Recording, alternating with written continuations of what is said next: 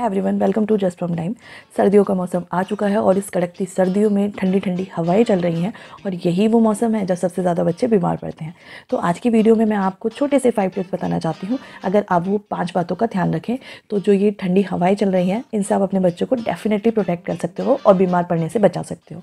तो सबसे पहले मोस्ट इंपॉर्टेंट चीज़ है कि अब क्योंकि मौसम बदला है, सर्दियाँ आ गई हैं, तो आपको अपने बच्चे की जो क्लोथिंग की जो लेयरिंग है उस पर बहुत ध्यान देना है। उसके लिए मैं ऑलरेडी डेडिकेटेड वीडियो बना चुकी हूँ, आप आई बटन पे क्लिक करके देख सकते हैं। कपड़े सबसे पहला टारगेट होता है जहाँ बच्चे बीमार पड़ते हैं, तो वो वीडियो आप डेफिनेटली पूरा जाकर ज़रूर देखिएगा और चैनल को सब्सक्राइब कर लीजिए क्योंकि मोस्ट इंटरेस्टिंग और हेल्पफुल वीडियोस आपके लिए आने वाली हैं विंटर केयर सीरीज़ में। इस वीडियो में मैंने आपको बताया है कि अगर आप अपने बच्चे की लेयरिंग कम करोगे तो बच्चे को सर्दी लग सकती है। बच्चों को निमोनिया जैसी जो सबसे ज़्यादा कंप्लेंट है वो नवंबर दिसंबर में आती है ठंड लगने की वजह से। अगर आप बहुत ज़्यादा ओवर लेयरिंग करोगे तो ओवर लेयरिंग करने से बहुत ज़्यादा कपड़े पहनने की वजह से जो बच्चे का ब्लड सर्कुलेशन है वो नहीं होता। ब्लड सर्कुलेशन ठीक से ना होने की वजह से भी बच्चे बीमार पड़ जाते हैं और उनको ठंड लग जाती है। तो इसीलिए जो लेयरिंग वाली वीडियो है वो बहुत इंपॉर्टेंट है आपके लिए, पहले वो देख लीजिए जाके, उसके बाद आगे के सारे टिप्स देखिएगा। लेयरिंग के बाद जब ठंडी हवाएं चलती हैं तो सबसे ज़्यादा जो छोटे बच्चों को ठंड लगती है वो लगती है यहाँ से, हाथों से, सर से और पैरों से।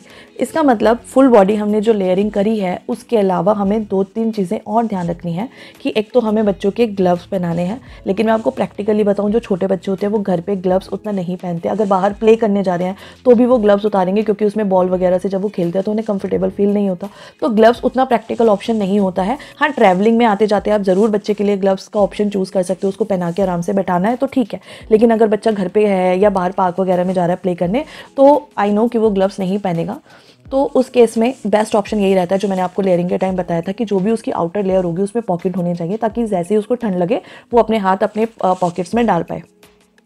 सेकेंड चीज़, क्योंकि सर से बहुत ज़्यादा ठंड लगती है तो उसके लिए बेस्ट ऑप्शन होता है कि आप कैप बच्चे को पहनाइए। ठीक है, अभी तक यहाँ पे इतनी सर्दी नहीं है, मैंने वो कैप नहीं निकाली है, वरना मैं आपको दिखा देती कि ऐसी कैप्स होती हैं जो पूरा सर कवर करती है, प्लस ये जो ईयर वाला ये वाला पार्ट है ये ज़रूर कवर होना चाहिए। अगर ये कवर नहीं होगा तो कोई फ़ायदा नहीं है कैप का।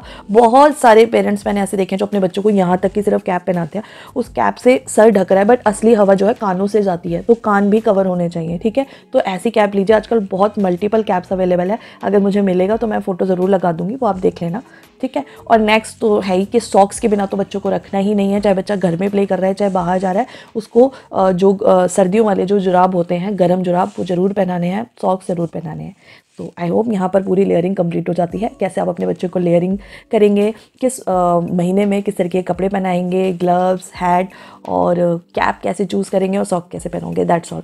इतना अगर आप अच्छे से कर लेते हो तो आपके बच्चे को कपड़ों की वजह से एक्चुअली सर्दी नहीं लगेगी क्योंकि अब आपने उसकी अच्छे से लेयरिंग कर दी है, अच्छे से आपने उसको ग्लव्स, सॉक्स और कैप पहना लिया है। तो नेक्स्ट चीज़ जो आपको ध्यान रखनी है कि जो सर्दियाँ आती हैं उसमें जो बच्चों की बॉडी से ना मॉइस्चर उड़ जाता है, तो आपको मॉइस्चर मेंटेन करके रखना है बच्चों की बॉडी में।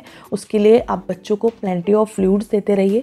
ठीक है, और सर्दियों में तो हमारे पास बहुत सारे ऑप्शन होते हैं, हम सूप वगैरह ये सब बनाकर बच्चों के अंदर हाइड्रेशन मेंटेन कर सकते हैं। तो इंटरनली हाइड्रेशन मेंटेन करिए बच्चों का, प्लस उनकी बॉडी के ऊपर भी बहुत ज़्यादा ज़रूरत होती है मॉइस्चराइज़र अप्लाई करने की, क्योंकि सर्दियों में जो खाल होती है वो सूख जाती है, रफ़ हो जाती है और वो जो सूखापन है वो बिल्कुल अच्छा नहीं होता है, तो वहाँ पे आपको मॉइस्चराइज़र अप्लाई करना है। एक चीज़ और आपको ध्यान रखनी है कि सर्दियों में जब भी आप अपने बच्चे को बाहर प्ले के लिए लेके जाएं, पार्क वगैरह लेकर जाएं, तो सनस्क्रीन ज़रूर लगाइएगा। ठीक है, बहुत बार ऐसा होता है कि हम सर्दियों में सोचते हैं कि नहीं हमें सर्दियों में धूप खाने जाना है, तो धूप खाने बच्चों को ऐसे ही ले जाते हैं। जी, धूप खाने बिल्कुल चाहिए, धूप खाना बहुत ज़रूरी है, विटामिन डी मिलता है हमें उससे, लेकिन उसमें यूवी रेज भी होती हैं, तो उससे प्रोटेक्ट करने के लिए आपको अपने बच्चे के स्किन पे सनस्क्रीन ज़रूर अप्लाई करनी है।